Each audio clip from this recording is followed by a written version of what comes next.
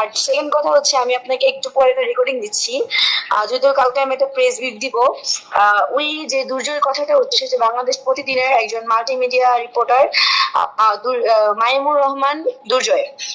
ওই ছেলে হচ্ছে বিবাহিত, ওর একটা ছেলে বেবিও আছে।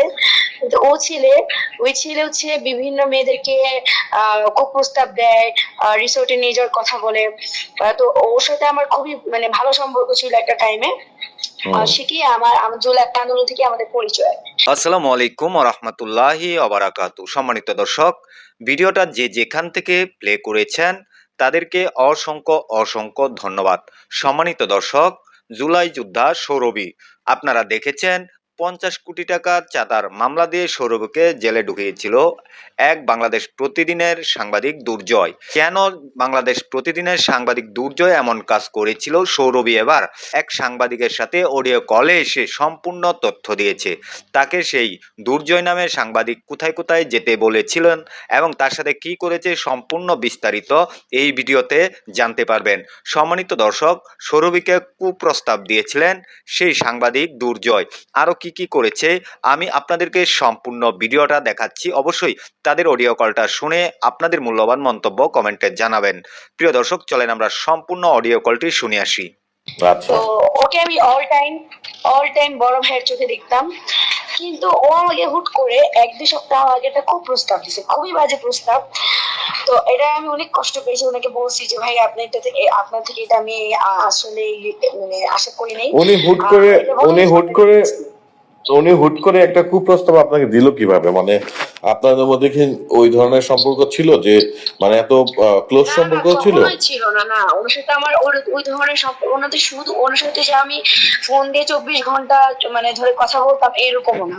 ওনার সাথে আমি শুধুমাত্র ঢাকায় যখন আন্দোলনে মানে আমাদের কোনো আন্দোলনের প্রসেসিং থাকতো তখনই ওনার সাথে দেখা হইতো, এছাড়া কখনোই ওনার সাথে দেখা হইতো না। আর বিভিন্ন পোস্টে আমি একটা কমন লাইন দেখলাম, সেটা হচ্ছে আমি নাকি আওয়ামী লীগের নিউজের কথা বলে ওনাকে গাজীপুর নিয়ে গেছি। আচ্ছা ভাইয়া, আপনারা তো সাংবাদিক, আপনাদের কাছে আমার একটা প্রশ্ন, যে উনি হচ্ছে ঢাকার সাংবাদিক, উনি কেন গাজীপুরে আওয়ামী লীগের মিছিল কভার করতে যাবে? না, করতেই পারে না। ঢাকার সাংবাদিক বলতে শোনেন, এখানে বিষয় হচ্ছে একজন রিপোর্টার সে যখন সেন্টারে কাজ করে সে তো সারা বাংলাদেশে করতে পারে, সেটা কোনো ফ্যাক্ট না। কিন্তু বিষয়টা হচ্ছে যে ওরা তো আপনাকে যে ব্লেমটা দিয়েছে যে আমি যেগুলো বুঝি না আর কি, আমি যেগুলো বুঝি না আপনাকে সে বিষয়ে আসলে কথা বলতেছি। তারপরে উনি প্রথমে এলিগেশন আছে মানে কোন আওয়ামী লীগের মিছিলের কথা বলে নিয়ে এসেছি। আচ্ছা, উনি তো যদি আওয়ামী লীগের কোথাও মিছিল হয়ে যায় সেখানে তো তোলপাড় হয়ে যায়, সেখানে তো মানুষ যারা রিপোর্টার না তারাও ভিডিও করা শুরু করে দেয়। উনি কোনো খোঁজ খবর না নিয়েই গেল। আমি গাজীপুর ওনাকে ডাকাইলাম, দেখেন ওনার যুক্তিগুলা শুনেন, মানে আমি আর কি ওনার মুখ থেকে শুনিনি, আমি জাস্ট পোস্ট গুলা দেখতেছি। তো উনি পরে বললো যে ওনাকে নাকি আমি রাতভর একটি বাসায় মানে নির্যাতন করছি, মারধর করে 50,000 টাকা নিয়ে ছেড়ে দিছি।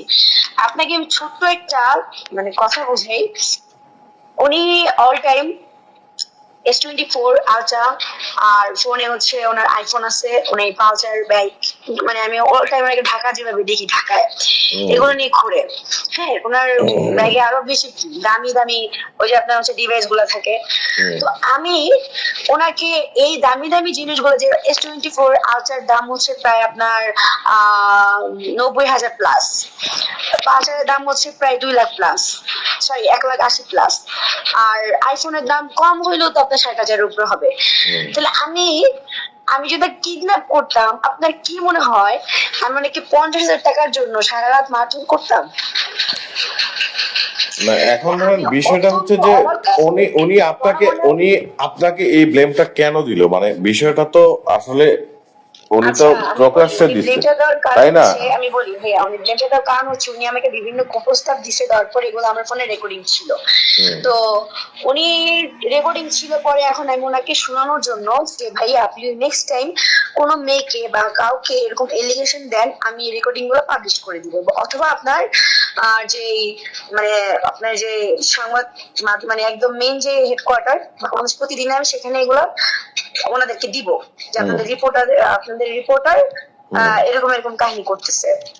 তো করার পরে উনি যখন এভাবে বললাম, ওনাকে ডাকাইছি আর কি, আমি বলি ওকে ডাকাইছি, আমার সাথে আমার ফ্রেন্ডরা ছিল।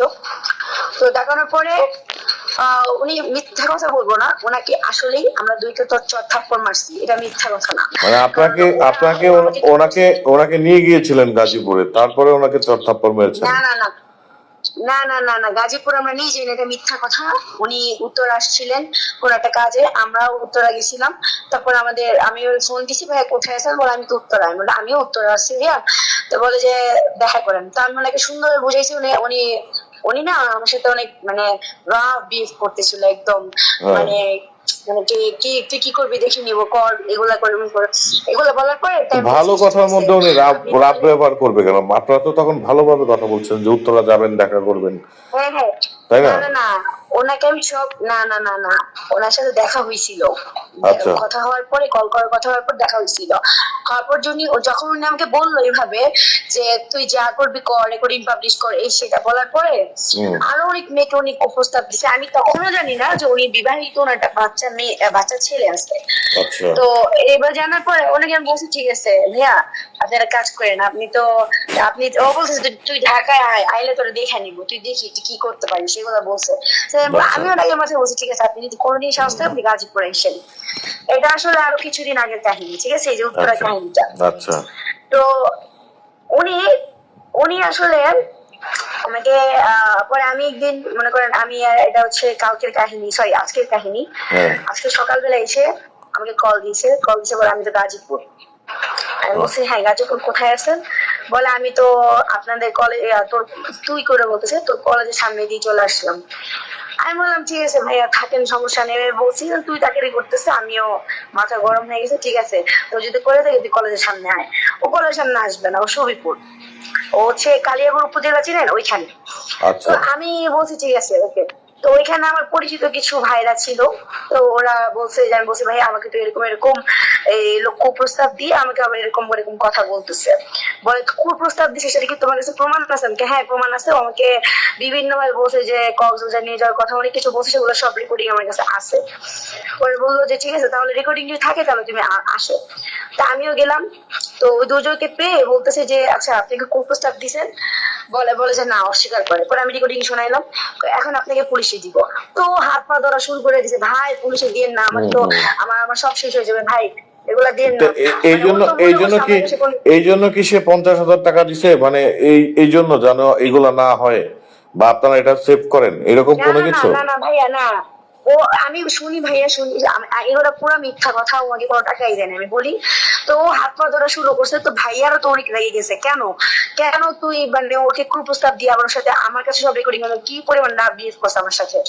তো আমি বলছি যে শোনেন ভাই, আপনাকে মারার বা আপনার কাছে কিছু করার কোনো ইন্টেনশনই আমাদের নাই, বা আমাদের মানে ছিল না, নাই। আপনার সাথে খুব ভালো সম্পর্ক ছিল, আপনার সাথে শুধুমাত্র এই কথা বলার জন্য নিয়ে আপনি আপনি আপনি কিন্তু নিজের ইচ্ছায় গাজীপুর আসছেন, আপনি কিন্তু আমি আনিনি, আপনি নিজে এসে বলছেন যে গাজীপুর যদি কোনোদিন আমাকে বলতেছেন যে কি আমি গাজীপুর গিয়ে তোকে কল দিব, এটা বলছে। আমি বলছি ঠিক আছে এসে কল দিয়ে, আপনি এসে আমাকে কল দিলেন, দিয়ে আনাইলেন। আপনি মনে করছেন আমার কাছে কোনো প্রুফ নেই, মানে ওর সাথে সবসময় উনি কোনো সময় আমার সাথে না নাম্বারে কথা বলতো না, অলওয়েজ হোয়াটসঅ্যাপে কথা, হোয়াটসঅ্যাপে তো ফোন রেকর্ডিং করা যায় না। তো এই জন্য উনি মানে কনফিডেন্স ছিল যে আমি কোনো প্রমাণ দিতে পারবো না। তো ভাইয়ারা ওকে দুই একটা চর থাপ্পড় মারছিল, এটা সত্য কথা, কিন্তু ওকে কোনো রুমে নেওয়া হয় নাই, কিচ্ছু করা হয় নাই, ঠিক আছে। ওইখানে মনে হয় 3-4 ঘন্টা ওর সাথে কথা হয়েছিল।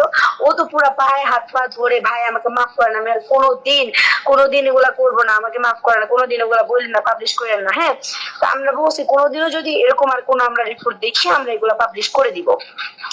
তো এরকম ভাবে ওনাকে ভালো কথা, উনি আমাদের মাঝখানে টাকা অফার করছিল। তো টাকা অফার করার পরে আমাদের যে সিনিয়র ভাইয়া ছিলেন সবার, তো উনি এইসব ওকে আরেকটা থাপ্পড় দিচ্ছে যে এই তোর কি মনে হয় যে তোর টাকার কাছে কি আমাদের বোনের সম্মান বিক্রি করে দিব? মানে আমার সম্মান তো অবশ্যই টাকার কাছে বিক্রি করবো না। আমি ওকে যে কুপ্রস্তাব দিছে, এই কুপ্রস্তাব কোনো টাকার বিনিময়ে বিক্রি হবে না? টাকার অফার করছে, টাকার অফার আপনাকে কখন করছে? যখন আপনারা মারধর করছেন তারপরে? না না না, মারধর করার পরে না, আমরা বলছি পুলিশ ডাকবো তখন।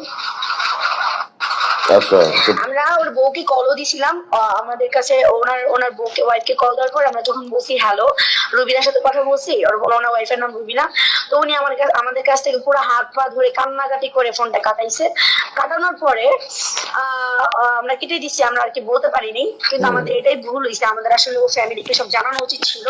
কিন্তু আসলে আমরা মনে করছি যে উনি পরবর্তীতে এরকম কোনো কিছু করবে না, বা আমাদেরকে মানে এরকম কোনো কিছু করবে না বলতে কি যে আমাদের কাছে ক্ষমা চাচ্ছে, আমাদের কাছে কাইন্ড হচ্ছে, আমরা তো পাশান না, ঠিক আছে, উনি যদি এভাবে ক্ষমা চাচ্ছে আমরা মাফ করে দিলাম। হ্যাঁ, তো উনি মাঝখান দিয়ে আরেকটা দোহাই দিচ্ছিলেন।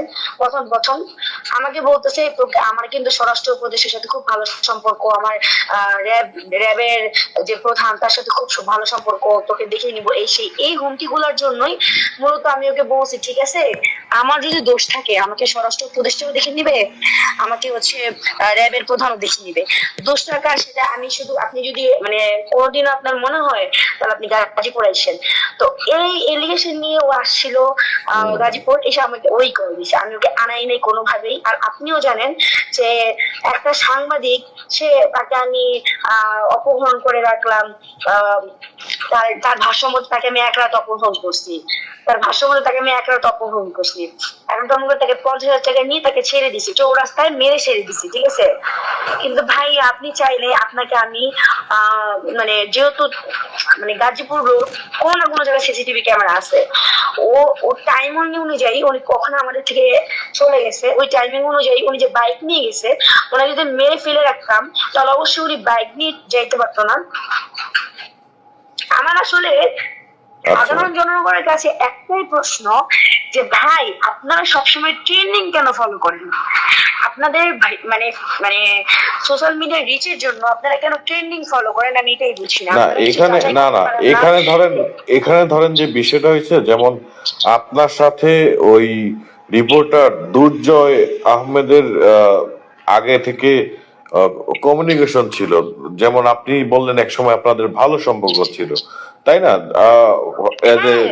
তাই না? সম্পর্ক ছিল ভাইয়া, জানেন আমি বিভিন্ন আন্দোলনে যদি যাইতাম ওনাকে মানে আর কোন রিপোর্টারকে কল না দিল, ভাই আমি তো ঢাকা আসছি, এখানে আন্দোলন হচ্ছে, শাহবাগ অথবা ধানমন্ডি 32 আন্দোলন হচ্ছে, আপনি কি আসছেন, আমি কোন সাংবাদিককে কল না দিল। এমন হয়েছে যে উনি মানে সব সাংবাদিক আসছে এরকম কি আপনাদের কথা বলতে বলতে কি এরকম কখনো মনে হয়েছে দুর্যোগের কাছে, বা আপনি কি এইভাবে এই টোনে কখনো কথা বলেছেন যে আপনাদের মধ্যে জিনিসটা আরো ঘনিষ্ঠ ভাবে গেল, এরকম কোনো কিছু কি হয়েছে? আপনি মানে সত্যি আমাদের কোনো সময় না তাহলে মানে আমাদের বিষয় হচ্ছে যে সে যেহেতু আপনাকে কুপ্রস্তাব দিয়েছে, আপনি বললেন, কারণ সে তো একটা মানুষ তো ধরেন হুট করে একটা মানুষকে গিয়ে যে কুপ্রস্তাব দিতে পারে না। যেমন আমার মাঝখান দিয়ে আমি ওনাকে বলছিলাম যে ভাইয়া আমার আসলে একটু মানে ফ্যামিলি, আমি বললাম তো জনের সাথে আমার অনেক একদম ভাই বোনে, আমি অনেকে নিজের ভাই মনে করতাম, এতদিন ধরে সম্পর্ক বুঝতেছিলাম। তো উনি বলতাম ফ্যামিলি ক্রাইসিস চলতেছে, আপনার যদি কোনো, আমি তো অনেকদিন মিডিয়াতে কাজ করছি, তো যদি মানে মনে হয় যে আপনার কোনো মিডিয়া টিডিয়া খালি চাকরি টাকরি খালি আছে আমাকে বললেন, আমি 2-3 মাস পর জয়েন করতে পারবো। এই যখন বলছি তখন বলছি তোমার টাকার কি দরকার, তুমি আমার সাথে যদি 3 লাখ তাহলে তোমাকে আমি এমনি টাকা দিব, তোমার কত লাগবে বলো। এইভাবে বলছে আপনাকে যে 3 লাখ, হ্যাঁ কত টাকা লাগবে। কিন্তু আনফরচুনেটলি আমার আসলে তখন হোয়াটসঅ্যাপ ছিল, তো হোয়াটসঅ্যাপে ও প্রস্তাবটা দেয়নি, আমি এটা আসলে রেকর্ড করতে পারিনি, কিন্তু বাকি সব কনভারসেশন রেকর্ড আছে। আমি খুব শীঘ্রই পেজ ব্রিফ করে আমি আসলে এই জিনিসটা কি পাবলিশ করব যে কে কিভাবে তাকে প্রস্তাব দিছে। তার মানে আপনি আপাতত বলতে যাচ্ছেন যে স্ট্যাটাসটা আমরা দেখলাম তোফায়েল আহমেদের, উনি দিয়েছে যে দুর্জয় আহমেদকে আপনি যে অভিযোগগুলো করেছে কিডন্যাপের, এগুলা কি মিথ্যা, এটা আপনি বলতে চাচ্ছেন ক্লিয়ারলি, তাই? একদমই মিথ্যা, একদমই মিথ্যা। উনি যে বলো রাত ভর একজন মানুষকে টর্চার করবো তাও 50,000 টাকার জন্য, এরকম অমানবিক মানে মানসিকতা আসলে আমি না, যারা আমাকে চিনে আমাকে জানে, এরকম চাঁদাবাজি বা এরকম অমানসিকতা এরকম কোন রেকর্ডও আমার কোনো মানে আইন শৃঙ্খলা বাহিনী বলেন বা আমার প্রতিবেশীরা বা আমাকে কেউ, যদি আমি এরকম, আমি অভ্যুত্থানের পরে আমি একমাত্র মেয়ে যে এখন অব্দি বাসে চলাফেরা করি, এখন অব্দি রিক্সায় চলাফেরা করি, শুনেন এখনো আমাকে বিভিন্ন বিভিন্ন জায়গায় মানুষ যখন দেখে অনেক অবাক হয় যে আপনি অভ্যুত্থানের পরে ভাইরাল কি করলেন। আমি তো দেশের জন্য করছি ভাই, আমি তো শুনেন আমি চাঁদাবাজির না জন্য না করিনি। এই আমি এখন না এখন ধরেন বলতেছেন অভ্যুত্থানের পরে যারা করছে তারা কি সবাই কি চাঁদাবাজি করছে বা সবাই কি চাঁদাবাজি করতেছে? না না না আমি তো ব্যাপারটা তো তখন ঢালাও ভাবে হয়ে যাচ্ছে এটা। আমি আমি না না এটা আমি করতেছি না। আমি বলতেছি যে আপনি অভ্যুত্থানের পর কয়জন ভাইরাল মেম্বারকে আপনি বাসে মানে চলাফেরা করতে দেখছেন, যে বলেন তো আপনি কয়জন ভাইরাল মেম্বারকে টাকা না থাকার কারণে হেঁটে হেঁটে না আমি অনেককেই দেখি। আমি ওসমান হাদিকে দেখেছি মুখে মাস্ক দিয়ে রিক্সা দিয়ে ঘুরতে। আমি সাইদ আব্দুল্লাহকে দেখছি কারণ বাজারে হেঁটে হেঁটে ঘুরতে।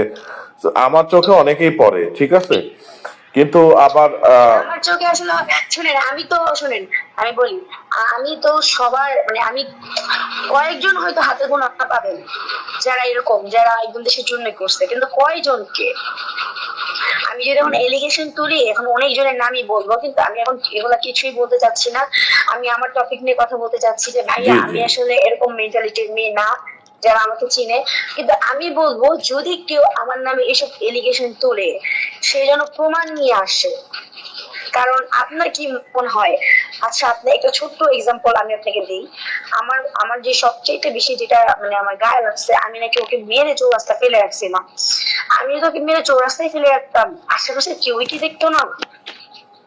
এই চৌরাস্তা তো আমার কলেজ, আমার ভাওয়াল কলেজ ওইখানে। হ্যাঁ এইসব এলিগেশন, তারপর আরো কিছু এলিগেশন নেওয়া হয়েছে যে আমার আরেকটা দেখলাম, আরেকটা পোস্টে দেখলাম যে আমার বাসায় নিয়ে আসছিলাম। হ্যাঁ আমার বাসা তো গাজীপুরই না, আমি কিভাবে নিয়ে আসবো? মানে আসলে আমি আসলে বুঝতেছি না যে আমার কাছে মানে আমার মূল অভিযোগটা কোথায়। একবার বলা হচ্ছে যে আমি গাজীপুরে একটা রুমে আটকায় রেখে ওকে মারধর করছি সারা রাত 5 লাখ টাকার জন্য। একবার বলা হচ্ছে আমার বাসায় সারা রাত মারধর করছি 50,000 টাকার জন্য। একবার বলা হচ্ছে যে ওকে আমি ভাও করে যে আটকে রেখে মারধর করছি। এখন আসলে আসলে সত্য কোনটা যে তিনটা এলিগেশন তুলছে এর মধ্যে সত্য কোনটা? এখানে কোনো সত্য আমার ভাইয়া শোনেন এটার মধ্যে কোনোটাই সত্য না। আমি যদি টাকার জন্য ওকে সারা রাত আর তাও 50,000 এই যত অ্যামাউন্ট বলা হচ্ছে ঠিক আছে, এরকম এই মানে একটা মানুষকে সারা রাত মারধর করে নির্মম ভাবে ঠিক আছে তার কাছে টাকার জন্য ঠিক আছে সামান্য বিষয় নিয়ে এই যে সামান্য এই কুপ্রস্তাব দেওয়ার জন্য ঠিক আছে এগুলা করার মন মানসিকতা আমার কোনোটাই নেই। যদি কারোর কাছে কোনো প্রমাণ থাকে সে যেন প্রমাণ নিয়ে এগুলো পাবলিশ করে বা এগুলো মানে আপনার কাছে তো প্রমাণ আছে। আপনার কাছে কি প্রমাণ আছে যে দুর্জয় আপনাকে কুপ্রস্তাব দিয়েছে বা এরকম প্রমাণ কি আপনার কাছে? অবশ্যই আছে জি, অবশ্যই আছে জি, অবশ্যই আছে। কথার মাঝখানে উনি আমাকে জিজ্ঞেস করতেছে যে 300 ফিট তোমাদের এখানে কত দূর, তা আমি বলছি যে 300 ফিট আমাদের বাসার পাশেই, আধা ঘন্টা লাগে। তো উনি বলতেছে তোমাকে নিয়ে এখন কক্সবাজার গেলে অনেক মজা হইতো, তোমাকে নিয়ে কক্সবাজার গেলে শুয়ে থাকলে অনেক মজা পাইতাম, কি যে মিস করতেছি। হ্যাঁ এই পুরো রেকর্ডিংটা আমার কাছে আছে। ঠিক আছে ভাই আমি অবশ্যই সেগুলো তুলে ধরবো। আর অবশ্যই আইন শৃঙ্খলা বাহিনীর কাছে তা দেওয়া হবে, যেটা এখন ও বলবে এটা এআই দিয়ে করা।